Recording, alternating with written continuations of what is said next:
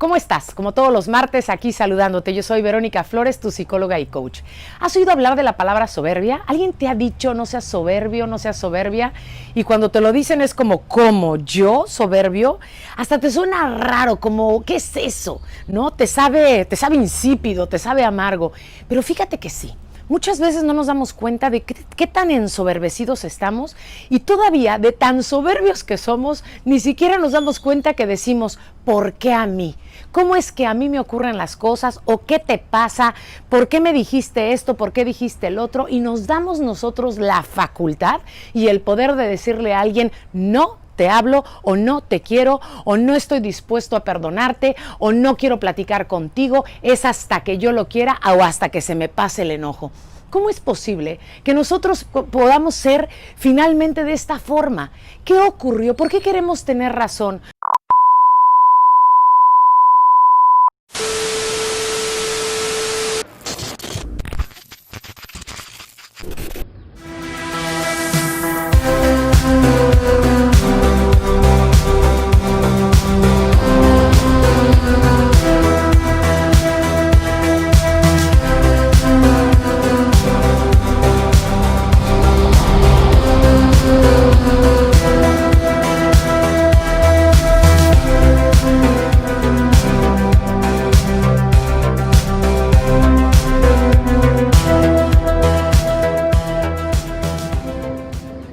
Hola amigos de Sin Filtros, ¿cómo estamos?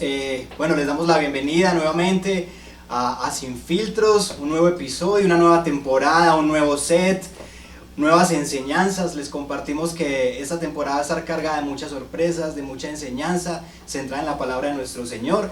Esta serie se va a tratar acerca de sermones expositivos de libros cortos de la Biblia, y esta serie se va a llamar Episodios de la Gran Historia. Así que los invitamos para que estemos conectados siempre, cada viernes 7 de la noche, aquí en YouTube, para que compartamos todos, nos edifiquemos juntos y bueno, crezcamos todos para la gloria de nuestro Señor. ¿Qué tal si te dispones ahí donde estás y oramos a nuestro Señor por este tiempo? Entonces, Padre, te damos gracias por este tiempo que nos permites compartir, Señor. Nos presentamos delante de ti esta noche, Padre, y te pedimos que seas tú guiando nuestros corazones, que seas tú orientándonos, Señor, a la luz de tu palabra, edificando nuestras vidas, Señor, para que cada día más podamos glorificarte a ti, para que tengamos vidas, Señor, que te honren a ti, Señor, para que podamos despojarnos de las cosas de nuestra propia humanidad, Señor, que nos apartan. Padre, este tiempo lo entregamos en tus manos y te pedimos que tu Santo Espíritu sea guiándonos. Señor, te damos la gloria por siempre. En el nombre de Cristo Jesús. Amén. Señor, hoy te queremos adorar. En esta hora queremos entregar este tiempo en tus manos, pero también reconocer, Señor, que tú eres nuestra esperanza. Que tú eres nuestra esperanza, Señor.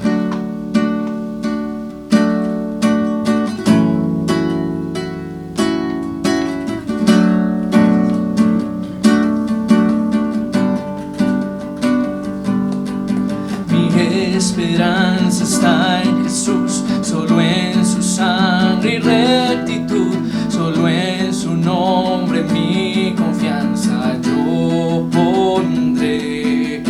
Al no poder su rostro ver, descansaré en su gracia fiel, y en la tormenta mi ancla firme está en él.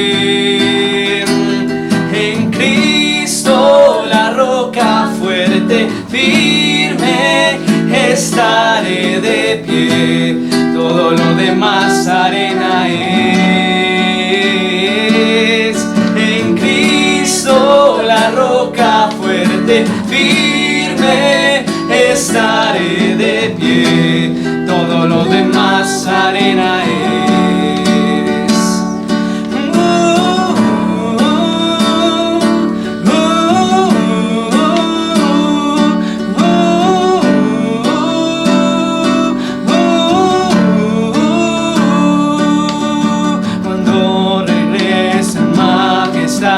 Hallado en él yo voy a estar, nacido en su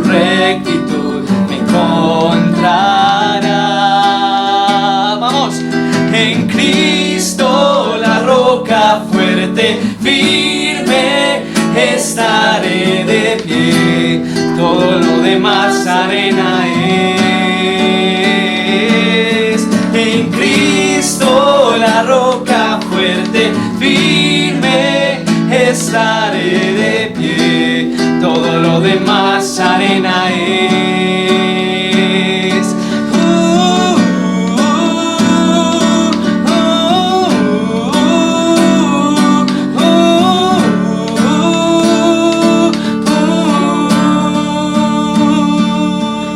En Jesucristo fuerte estoy, la roca de mi salvación, la roca de mi salvación. En Jesucristo fuerte estoy, la roca de mi salvación, la roca de mi salvación. Jesucristo, en Jesucristo fuerte estoy, la roca de mi salvación, la roca de mi salvación. Jesucristo, en Jesucristo fuerte estoy, la roca de mi salvación, la roca de mi salvación. En Cristo la roca fuerte, firme, estaré de pie, todo lo demás arena es. En Cristo la roca fuerte, firme, estaré de pie, todo lo demás arena es.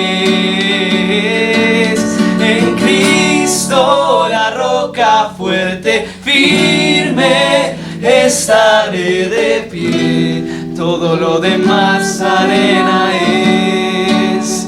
Oh, sí, Señor, y todo lo demás arena es. Jesús, todo lo demás arena es.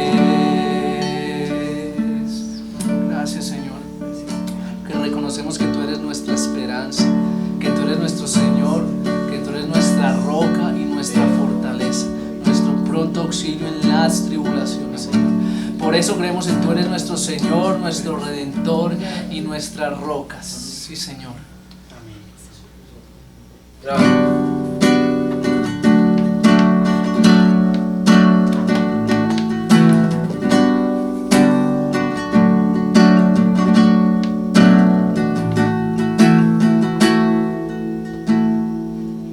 Señor, mi Redentor y roca, gran tesoro de mi corazón, mi Dios, como tú no hay otro, solo en ti hay gozo y salvación. Tu amor más alto que los cielos, tu gracia más honda que el mar, tu ley es mi sabiduría, mi bien mayor y mi necesidad.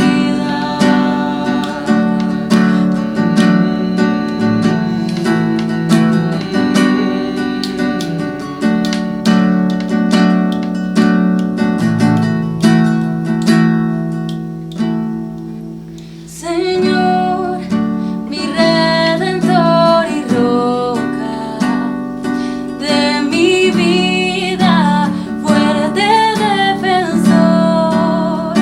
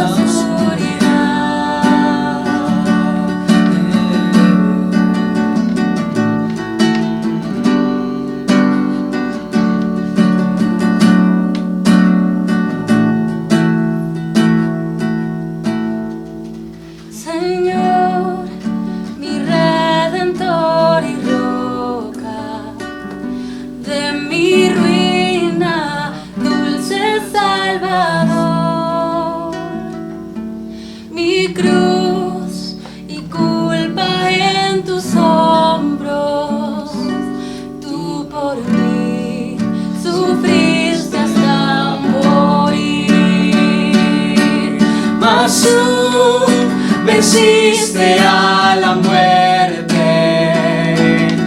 En ti encuentro libertad. Mas tú venciste a la muerte. En ti encuentro libertad, Señor, mi redentor y roca. Quiero vivir mis días para ti. Quiero vivir mis días para ti.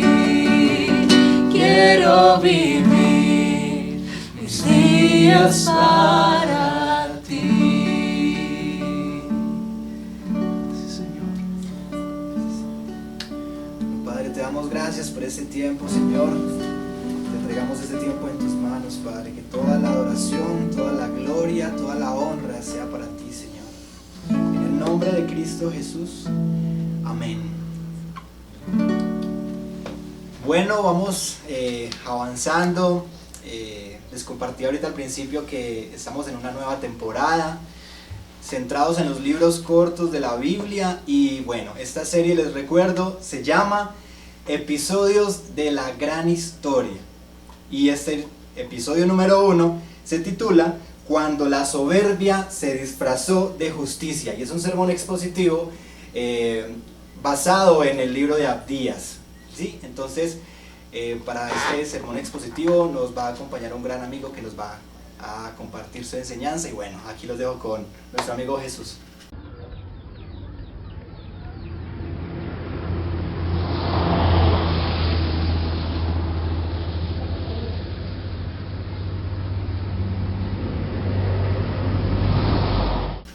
Sí, algo que me gusta mucho de esta serie que vamos a comenzar es que los libros cortos en la Biblia, no sé por qué la gente no los revisa muy seguidos. Y me parece muy curioso porque leer un libro de una página, tú podrías decirle a tu amigo, mira, ya me leí un libro de la Biblia, ¿tú cuántos has leído?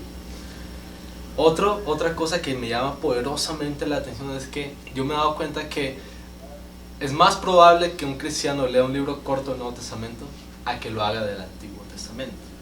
Hoy a mí me toca exponer uno del Antiguo Testamento y debo decir que son muy pocos los sermones que he visto de Abdías, lo cual para mí significa un gran desafío de exponer la palabra de Dios desde este libro. Como bien decía Will, esta serie la titulamos Episodios de una gran historia, de la gran historia. ¿Por qué? Porque es que uno cuando ve la Biblia, uno tiene que considerar que el grueso es narración, es una historia. Y de vez en cuando te vas a encontrar los mandamientos, por allá te vas a encontrar una profecía, por allá más adelantico, carticas. Pero el grueso de la Biblia son historias. Pero son historias que realmente están retratando la historia que Dios comenzó, que Él está gobernando y que Él terminará. Hoy yo les voy a exponer un episodio de esa gran historia en la cual la soberbia se disfrazó de justicia. Leo para el beneficio de todos. Hemos oído una noticia de parte del Señor y un mensajero ha sido enviado a las naciones diciendo: vamos, marchemos a la guerra contra ella. Así dice el Señor omnipotente acerca de Edom: te haré insignificante entre las naciones, serás tremendamente despreciado. Tu carácter soberbio te ha engañado. Como habitas en las hendiduras de los desfiladeros, en la altura de tu morada, tú dices a ti mismo: ¿quién podrá arrojarme a la tierra? Pero, aunque vueles a lo alto como águila, y tu nido esté puesto en las estrellas, de allí te arrojaré, afirma el Señor. Si vinieran a ti ladrones o saqueadores nocturnos, ¿no robarían solo lo que les bastara? Pero tú, ¿cómo serás destruido? Si vinieran a ti vendimiadores, ¿no dejarían algunos racimos? Pero ¿cómo registrarán a Esaú? cómo rebuscarán sus escondrijos, hasta la frontera te expulsarán, tus propios aliados te engañarán y dominarán tus propios amigos. Los que se sientan a tu mesa te pondrán trampa. Es que Edom ya no tiene inteligencia. ¿Acaso no destruiré yo en aquel día a los sabios de Edom, a la inteligencia del monte de Saúl? Afirma el Señor. Ciudad de Temán, tus guerreros se caerán de miedo, a fin de que todo hombre sea exterminado del monte de Saúl por la masacre, por la violencia hecha contra tu hermano Jacob. Te cubrirá la vergüenza y serás exterminado para siempre. En el día que te mantuviste aparte, en el día que extranjeros llevaron su ejército cautivo, cuando extraños entraron por su puerta y sobre Jerusalén echaron suerte, tú eras como uno de ellos. No debiste reírte de tu hermano en su mal día, en el día de su desgracia. No debiste alegrarte a costa del pueblo de Judá en el día de su ruina. No debiste proferir arrogancia en el día de su angustia. No debiste entrar por la puerta de mi pueblo en el día de su calamidad. No debiste recrearle la vista con su desgracia en el día de su calamidad. No debiste echar mano a sus riquezas en el día de su calamidad. No debiste aguardar en los angostos caminos para matar a los que huían. No debiste entregar a los sobrevivientes en el día de su angustia. Porque cercano está el día del Señor contra todas las naciones. Edom, como hiciste, se te hará. Sobre tu cabeza recaerá tu merecido. Pues sin duda que así como ustedes, israelitas, bebieron de mi copa en mi santo monte, así también la beberán sin cesar todas las naciones. Beberán y engullirán, y entonces serán como si nunca hubieran existido. Pero en el monte Sión habrá liberación, y será sagrado. El pueblo de Jacob recuperará sus posesiones. Los descendientes de Jacob serán fuego, y los de José llama. Pero la casa real de Saúl será estopa. Le pondrán fuego y la consumirán, de tal forma que no quedará sobreviviente entre los descendientes de Saúl. El Señor lo ha dicho.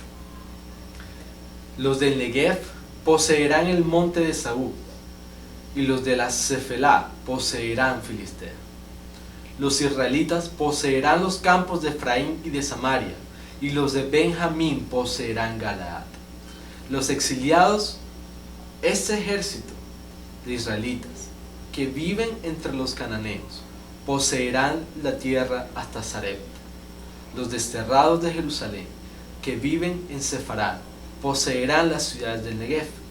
Y los libertadores subirán al monte Sión para gobernar la región montañosa de Saúl, y el reino será del Señor.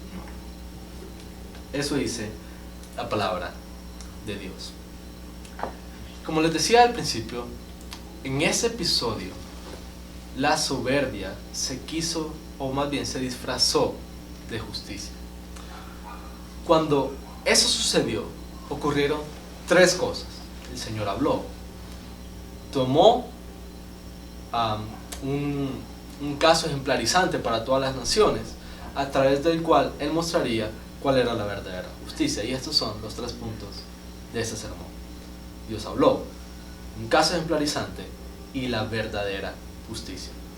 Cuando vemos el primer versículo, y bueno, vemos que luego la frase se repite después, es: vino una noticia del Señor, vino palabra del Señor, afirmó el Señor, afirma el Señor, así ha dicho el Señor. Miren, por el contenido del libro nosotros sabemos a qué se va a dirigir el Señor. Se va a dirigir en contra de naciones soberbias. Y mira, eso está comunicándonos del Señor, que Dios nunca, en ningún momento ha dejado ni permitirá que la soberbia y la injusticia queden impunes. Él será siempre el primero que se levantará con voz poderosa y que actuará para acabar toda injusticia y cualquier intento del hombre de profanar su gloria. Ahora, nosotros debemos considerar que si bien es cierto que luego, en la siguiente sección, vamos a ver un mensaje que está dirigido a Esaú, ya desde el principio él está diciendo, ese es un mensaje que va a todas las naciones y se concentra en Edom. Y eso nos lleva al segundo punto, un caso ejemplarizante. Porque Dios no solamente habló, sino que actuó. ¿Cómo se ve este actuar de Dios en la siguiente sección? Que lo vamos a ver desde el versículo 2 hasta el versículo 15 de este libro. Y es que, al menos del segundo versículo hasta el 9, vamos a ver el juicio de Edom. Pero ¿quién era Edom? Edom era una nación que estaba conformada por los descendientes de Esaú, quien, claro, cuando leemos Génesis sabemos que era el hermano de Jacob, quien era el antepasado del pueblo de Israel. También cuando leemos Génesis vemos que hubo un pleito familiar a causa de la astucia muy poco piadosa de Jacob. Y pues uno pensaría que la cosa quedó solamente en una discusión, un intento de perseguir a Jacob por un guiso y la primogenitura. Pero cuando nosotros vemos el testimonio bíblico, y bueno, algunas fuentes extrabíblicas en las cuales uno puede explorar un poco más acerca de Esaú y su relación de Edom y su relación con Israel, vemos que realmente ellos sí tenían contactos frecuentes, aunque no siempre eran amistosos. De hecho, uno puede recordar episodios en el Antiguo Testamento en los cuales Edom se alió con otras naciones cananeas para poder asediar a Israel, como fue el caso cuando se alió con Moab. Entonces vemos que no era simplemente un pleito y nada más, sino que era realmente un escenario en el cual se reclamaba justicia. Ahora, vale la pena mirar el juicio que se está haciendo en contra de Edom, porque es un juicio en el cual lo primero que se le está diciendo es: por tu soberbia, te creías indestructible, ahora yo te voy a humillar. Miren, ese patrón de cómo el soberbio o cómo la soberbia debe ser humillada después, y lo es por el Señor, es un patrón recurrente a lo largo de toda la historia bíblica. Entonces no es un tema extraño, no es un tema ajeno. ¿Cómo se ve esa humillación de Edom? Bueno, se ve en que esta fortaleza inexpugnable, que no podría ser destruida ni derribada por nadie, ni siquiera por el mismo Dios, según lo que ellos pensaban, iba a ser saqueada. Iban a perder todo su poder militar, no iba a haber sabiduría para gobernar, toda su estructura social iba a caer para finalmente aniquilar a toda su población y que no quedara ni un solo sobreviviente. Un juicio bastante alarmante. Ahora, uno tiene que mirar que si uno pasa a los siguientes 5 versículos, uno se va a dar cuenta de que es que Dios le está dando razón de su juicio. Y la razón, yo sé que de primeras uno a lo que se va a sentir tentado es pensar, eso fue por lo que ellos hicieron contra Israel. Y bueno, el texto nos dice, ¿cierto?, que ellos primero se mantuvieron completamente pasivos, no levantaron su voz, no extendieron su mano para ayudar a Israel en el peor de sus días, cuando estaba yéndose al exilio, cuando toda su nación estaba siendo aniquilada. Y miren, eso es delicado porque Dios les está diciendo que eso, el simplemente haber visto, el no haber levantado la voz para nada, eso fue suficiente para que Edom se hiciera como uno de ellos, como una de esas naciones que estaba atacando a Israel. Luego vemos que a Edom no le bastó eso nada más, sino que se gozó, se deleitó en ver el sufrimiento de su nación hermana. Miren, uno se puede llegar a imaginar cosas que ellos debieron haber pensado cuando vieron a Israel completamente destruido. Pudieron haber pensado cosas como, y yo sé que ustedes nunca han pensado eso en contra de nadie cuando la están pasando mal. Eso era lo que se merecía. Ellos pensaban que con su Diosito nunca les ocurriría nada malo, ahora que sufran. Y ¿sabes qué? Nosotros vamos a ayudarlos para que sufran un poquito más, porque eso creo que no es suficiente. Y mira, se creían muy fuertes para venir a pelear contra nosotros. Nosotros estamos intactos. Y mira, no queda nada de ellos. Y bueno, no quedaron solamente con el gozo de ver al otro sufriendo, sino que se involucraron. Pero se involucraron para aumentar el sufrimiento de Israel. Ahora, ¿por qué les decía que uno se va a sentir tentado a pensar de que fue principalmente lo que hicieron y lo que no hicieron por Israel lo que provocó este juicio? Y realmente uno debe mirar entre líneas, porque su problema no fue haber subestimado a Israel ni haber maltratado a Israel, sino haber subestimado al Dios de Israel. Claro, ellos no tenían ni idea de qué era lo que Dios estaba obrando en su pueblo. Y cuando vieron a Israel débil, dijeron, este es nuestro momento. Ahora es cuando nosotros hacemos justicia. Y bueno, cuando nosotros pensamos en este tema del corazón que sucedía en lo más profundo del ser de los ciudadanos de Edom, uno debe decir es que no iba a haber violencia, no iba a haber sufrimiento que saciara esos corazones sedientos de maldad. No iba a haber. Y cada vez que ellos pensaran, ya están sufriendo, ellos iban a decir un poco más. Merecen un poco más.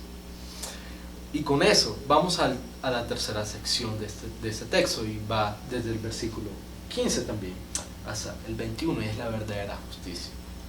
Mire, lo que primero contrasta entre la verdadera justicia y la soberbia disfrazada de justicia es que Dios les dice, se les hará como ustedes hicieron, recibirán lo que merecen. Es decir, su castigo nunca excederá el crimen que cometieron.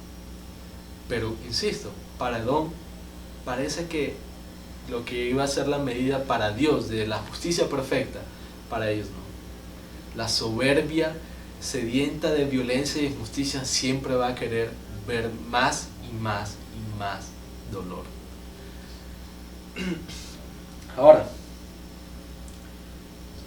cuando nosotros pensamos en esto, hay algo que rápidamente va a venir a nuestras mentes, y es cuando Israel está leyendo esto, ellos están yéndose cautivos, están siendo exiliados, están padeciendo cada una de las cosas que Dios profirió en contra de Edom. Es decir, Israel sabe que eso que Dios le está diciendo a Edom no es un juego. Ese es un retrato perfecto en el cual absolutamente todas las naciones soberbias, todas, incluyendo el pueblo de Dios, se hallarían. Todas. Israel ya lo está padeciendo. Claro, uno debe considerar que al final, cuando uno sigue leyendo, uno se da cuenta de que definitivamente sí había un parecido y una diferencia. El parecido es que, claro, estas cosas de violencia, indiferencia ante la injusticia, la pasividad, que nadie dijera siquiera una palabra cuando veían a un pueblo pecando, al pueblo de Dios incumpliendo el pacto, y que cuando alguien lo hacía, se hacían los locos. Y el deseo de agraviar los sufrimientos de los demás era algo que ya se había visto en Israel. No era un juego. Y miren, detrás de todo eso estaba exactamente el mismo pecado que Edom. Subestimar a Dios, subestimar su justicia, subestimar su santidad, pensando que ellos mismos podían decir que era justo y que no, que era vivir la justicia y que no. Y bueno, el mismo texto nos dice, así te engaña la soberbia. Y se engañaron los israelitas, se engañó Edom y se engañan todas las naciones, que es lo que nos dice este texto. Pero hay una diferencia, y es que a Israel se le promete algo que no se le promete a Edom como caso ejemplarizante, y tampoco Edom gozaría de algo que Israel sí. ¿Qué fue lo que se le prometió a Israel en ese texto? Un remanente. Miren, si se fijan cuidadosamente en el juicio pronunciado a Edom y a todas las naciones soberbias, ¿cuál era el fin? La aniquilación total. Ni uno solo quedaría de pie. A Israel se le prometió un remanente. Un remanente que no solamente recordaría esperanza, sino también su ignominia, su culpa, su responsabilidad, su pecado contra el Señor. El haber sido una nación grande y ahora encontrarse reducido a unos cuantos.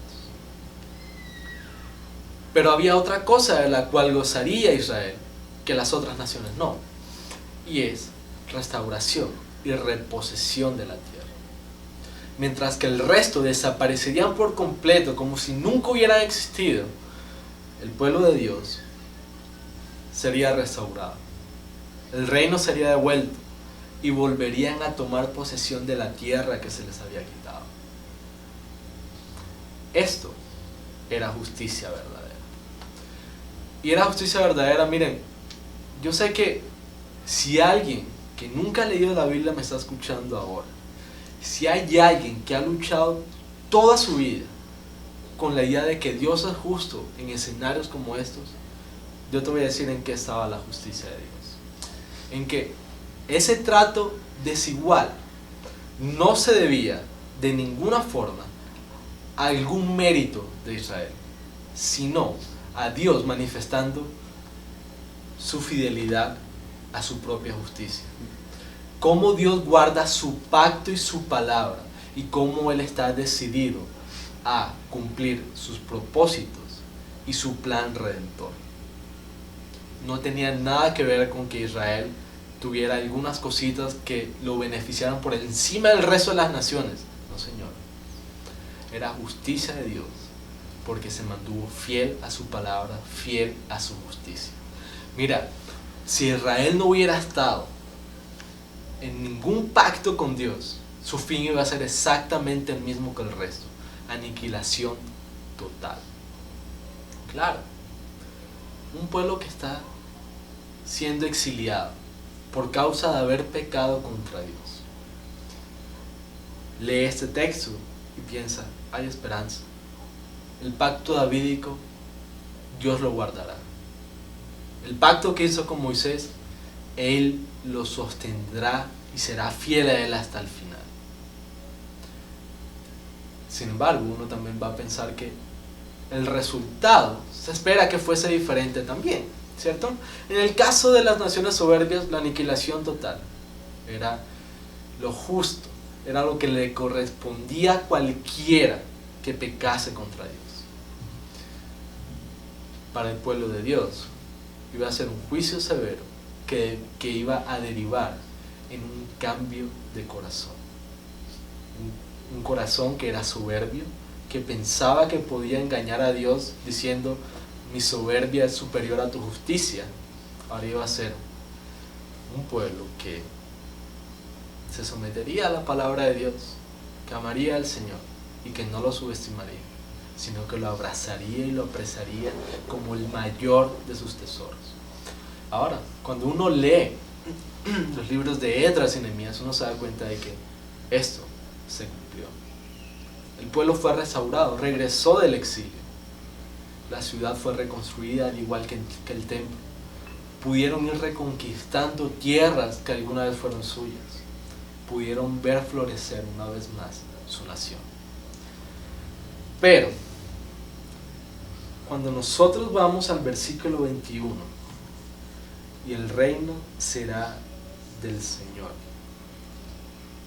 está comunicando una esperanza que, cuando vemos el texto bíblico, es una esperanza que ellos experimentaron finalmente, pero también está comunicando una esperanza escatológica, una esperanza que va más allá, una esperanza que nosotros aún seguimos esperando.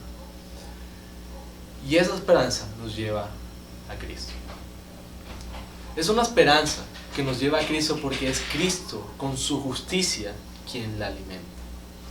Ahora, permíteme mostrar con breves palabras la justicia del Evangelio y cómo se debería ver en nuestras vidas. Dios habló, miren, cuando el hombre pecó, Dios preguntó, ¿dónde estás? Se quisieron esconder. ¿Qué pasó? Dios habló y profirió juicio contra el hombre, contra la tierra, pero también pronunció esperanza de un plan redentor.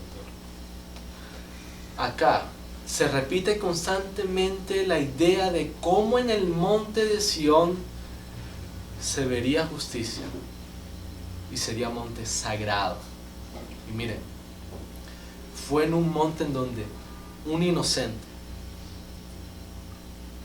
recibió sobre él lo que correspondía para pagar el crimen de haber pecado contra Dios. Mientras que ese inocente tomaba la copa de la ira de Dios y la justicia recaía sobre él, se hacía justicia para que los que hayan sido escondidos por fe en él pudieran beber la copa de la gloriosa riqueza de Dios. Pero mira, eso no es un discurso religioso más, porque el Evangelio no solamente se anuncia con palabras, sino que se vive. Una de las cosas que son razón para condenar a Edom fue haberse hecho los de la vista gorda, haberse hecho los locos, pensar eso no tiene nada que ver conmigo. Y no es así, no es así. El Evangelio se anuncia y se vive para la gloria de Dios. Mira, quiero ser muy directo con esto. Yo sé que tú has visto injusticia. Yo sé que tú pudiste haber sido agente en medio de la injusticia. Y aquí quiero dividir un poco esa aplicación. Si tú has visto injusticia, mira, abre la boca al menos. Abre la boca al menos y trae esperanza. No agravies el sufrimiento. Por el contrario, diles, el sufrimiento no será para siempre, pero el sufrimiento será seguro en la eternidad. Si no fuera por Cristo, al menos abre la boca y di eso. ¿Quieres hacer justicia? Anuncia las riquezas del Evangelio de Cristo. Al menos haz eso, al menos. Pero mira, el Evangelio y su justicia requieren que al vivirla hagamos algo más. Yo sé que tú has visto a alguien con hambre en esos tiempos. No has estirado la mano. Hazlo por amor a Dios. Hazlo. Hay alguien que yo sé que tú has visto llorar y sufrir y pasarla mal. Extiéndele un abrazo al menos. Haz algo por amor a Dios. Haz algo.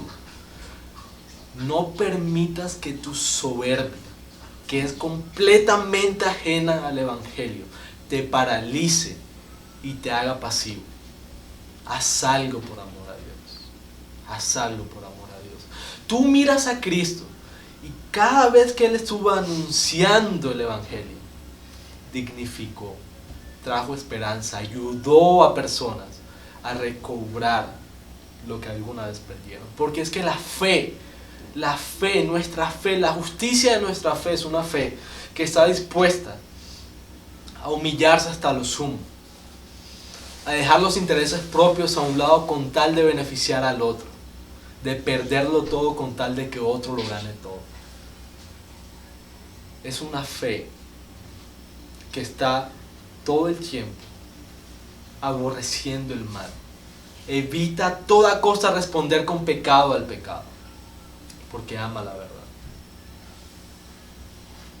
Mira, yo sé que tú incluso has visto injusticia en tu casa. Pleitos que solamente se responden con violencia, violencia y más violencia. Mira, haz algo por amor a Dios. Mira, ese tema de la soberbia es un asunto del corazón. Es un pecado que tú vas a hallar oculto, entrelazado, entremezclado con muchos otros pecados. Y Dios habló contra eso. Actuó, actúa y actuará. Y mira, si estás en Cristo, no te preocupes, porque van a venir situaciones y personas que Dios va a enviar exclusivamente para asesinar ese pecado, para aniquilar ese ídolo. Y te digo desde ya, no te aferres a ese muerto, suéltalo y corre conforme a la vida que Dios te dio hacia Él. Es posible que ya hayas estado en una situación como esa. Y mira, eso es lo que nos va a tocar hasta que Cristo venga, con esa esperanza de la que hablaba al final. Que Cristo venga a reinar por siempre y quite toda corrupción. Hasta ese día nos tocará sufrir. Y te digo que no te preocupes, porque al final cada sufrimiento en las manos de Dios producirá en nosotros fruto. Sé que va a ser doloroso, fue doloroso y será doloroso, pero tranquilo. Dios seguirá orando a tu favor. Por otra parte, si no estás en Cristo, preocúpate.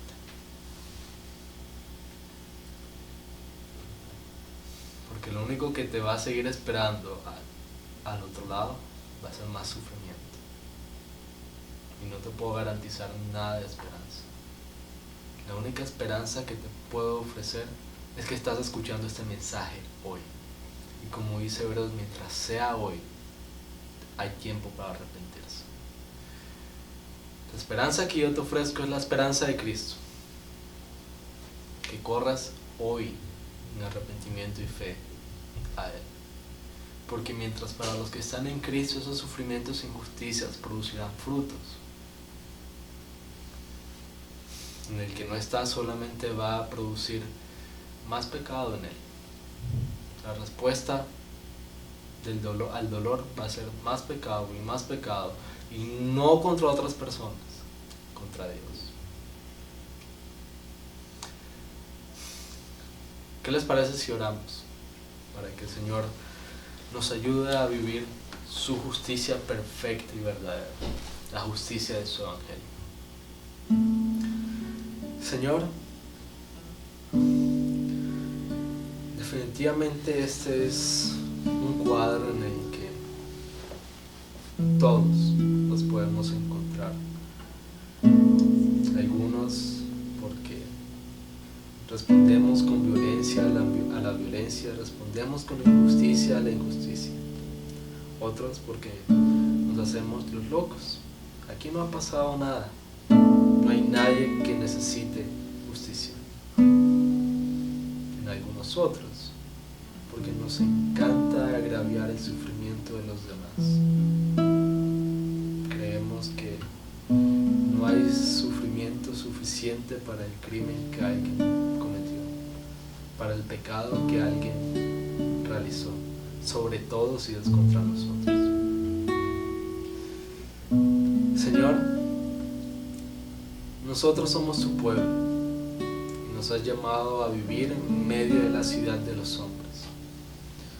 Recuerdo palabras de Agustín en su libro de la ciudad de Dios, cómo es que él proponía esa idea de cómo es que la ciudad de Dios es el alma para el cuerpo del mundo. Sin tu pueblo no habría vida, no habría frutos, no habría esperanza en medio de esta tierra. Por eso, Señor, te rogamos que primero expongas esa soberbia que ha querido disfrazarse de justicia, como lo hacían los fariseos, lo cual Jesús condenó una y otra vez. Antes, ayúdanos a imitar a nuestro Cristo, a ese que murió en la cruz para ofrecernos su salvación, para guardar nuestras vidas en Él y vivir conforme a esta justicia que hemos recibido por gracia. Ayúdanos, Señor, y fortalécenos, porque esa es una justicia que demanda ser humildes, estar dispuestos a darlo todo por el otro, a no creerse superiores a nadie, sino más bien esperar ser los más pequeños. Esta es una justicia, Señor, en la cual nosotros procuramos restaurar y no destruir. Esta es una justicia que ama tu verdad. Ayúdanos a vivir cada uno de los días de nuestra vida, Señor. Te oramos en el nombre de Jesús. Amén. En Jesucristo firme estoy, la roca de mi salvación, la roca de mi salvación. En Jesucristo firme estoy, la roca de mi salvación, la roca de mi salvación. En Jesucristo firme estoy, la roca de mi salvación, la roca de mi salvación. En Cristo, la roca fuerte, firme, estaré de pie, todo lo demás arena es. En Cristo, la roca fuerte, firme, estaré de pie, todo lo demás arena es. En Cristo, la roca fuerte, firme, estaré de pie, todo lo demás arena es.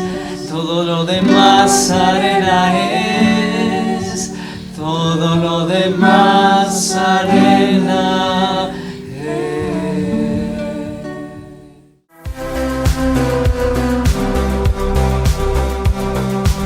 Bueno, amigos de Sin Filtros, les damos muchas gracias por compartir con nosotros este espacio. Damos primeramente gracias a nuestro Señor que nos permite compartir de este tiempo tan edificante para todos nosotros.